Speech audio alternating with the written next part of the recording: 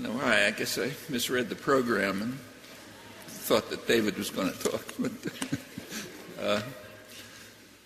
Okay, well, I was asked to discuss three major crises. One, the two wars going on in the Middle East, Iraq, and what's now called AFPAC, Afghanistan and Pakistan.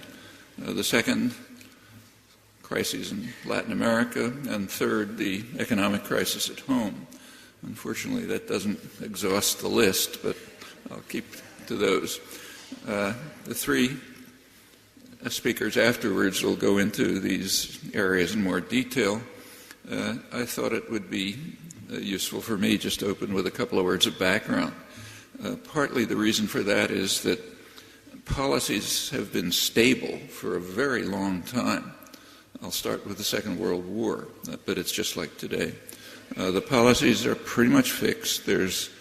Despite the huge changes in the world system, the policies remain the same, adapted to new circumstances.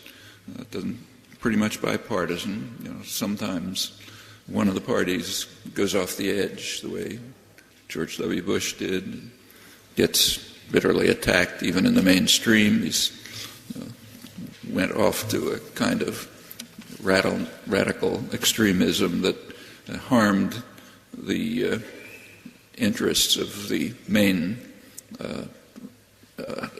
policy, sources of policy, which is mostly in the private economy. It was harming them, so pull it back, now back in the mainstream again. But the basic concepts and thinking are very stable. And it's important to understand that. And they're stable because they're based in institutions, and the institutions are stable. So things change, but power continues to reside in pretty much the same sectors. And their thinking about the world and plans about how to deal with the world correspondingly are pretty much invariant. So go back to World War II and just think about foreign policy. During World War II, from 1939 to 1945, there were high-level meetings of high officials of the Roosevelt administration, State Department, planners, and others from the Council on Foreign Relations, the main extra-governmental input into foreign policy. And they took for granted from 1939 that the war was going to end with the U.S. in a dominant position in the world. The U.S. was going to replace Britain as the world dominant power. The only question is how dominant. And they developed a concept which they called the Grand Area.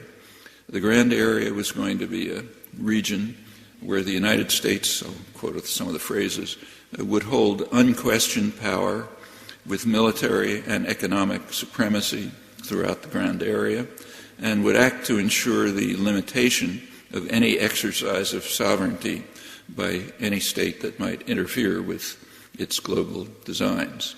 Well, that's the Bush Doctrine from 2002, which caused such anger and fury. Pretty much the same.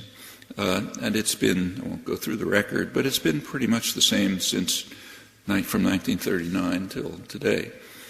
Before the World War, the United States was the richest country in the world by far, but it wasn't really a major player in the world. It was in the hemisphere, and to an extent in the Pacific. It had entered the Middle East, sort of horned its way into the Middle East, but still Britain was the major player, though not the richest one. Well, they knew that was going to change. So what would the Grand Area be? Well, at a minimum, the Grand Area was going to include the entire Western Hemisphere, the traditional backyard, the Far East. Other powers, including the victims of Japanese aggression, were kept out of the arrangements of the San Francisco Peace Treaty that formally ended the Pacific War. The Asian countries, except for the Philippines, which was a colony, just refused to attend because their interests were eliminated. The charges against the Japanese, even the trials, began in December 7th, 1941. That's 10 years after Japanese aggression over Asia, devastating effects. So they just stayed away, even India.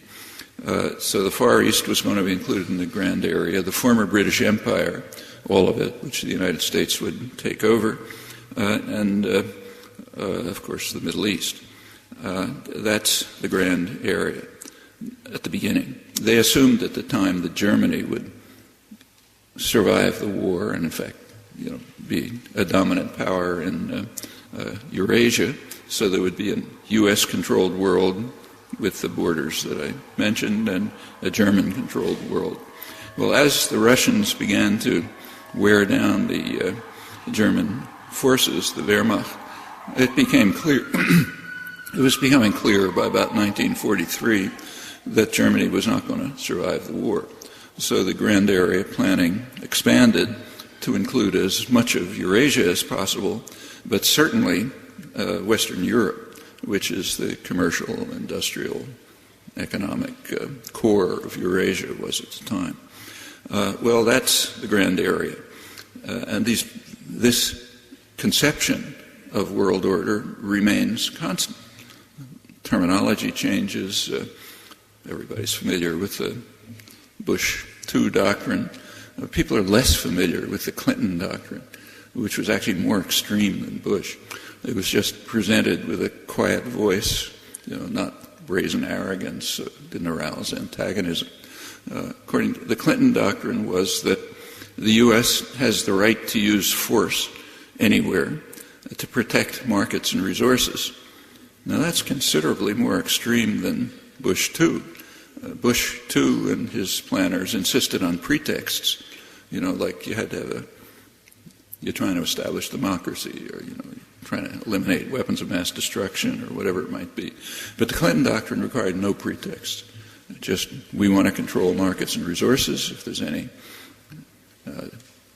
barrier to that, we have a right to use force. In fact, if you read the documents of the Clinton era on the use of nuclear weapons, for example, they're just mind-blowing. I think they're the most extreme ever. That's Clinton. We're now back to a kind of a Clinton period, more in the center, but that's what the center is. Well, going back to 1945, the Grand Area Planning laid detailed plans to how to run it, and sophisticated plans. And they're very significant because they were in fact implemented. Not surprisingly, it was pretty much the same people who were running the State Department, the new National Security Council, and so on after the war. So what you look at the post-war history, it pretty much implements these plans. Well, the basic idea was that each region of the world in the Grand Area was assigned what they called its function.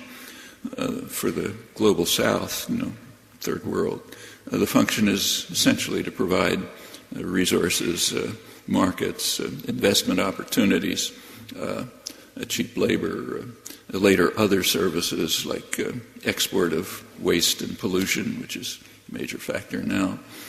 So that's the function of the South. At the time, the United States wasn't much interested in Africa. So the planners, George Kennan, wrote the basic documents. He decided that we should give Africa to the Europeans to exploit. That's the term that was used for their reconstruction from wartime damage. And if you think about historical relations between Europe and Africa, you can kind of imagine a different relationship, but that apparently never even crossed anyone's mind. There's no discussion of it. So we'll hand it over to the Europeans to exploit. Middle East oil reserves were different. We're going to take them. In fact, the U.S. had already started taking them. There was a mini-war going on between Britain and the United States during the Second World War over who was going to control Saudi Arabian concessions. That was understood by the 1930s to be the jewel in the crown. And in fact, U.S. planners were worried that, as they put it politely, the British are trying to diddle us out of our concessions in Saudi Arabia by giving the ruling tyrants gifts.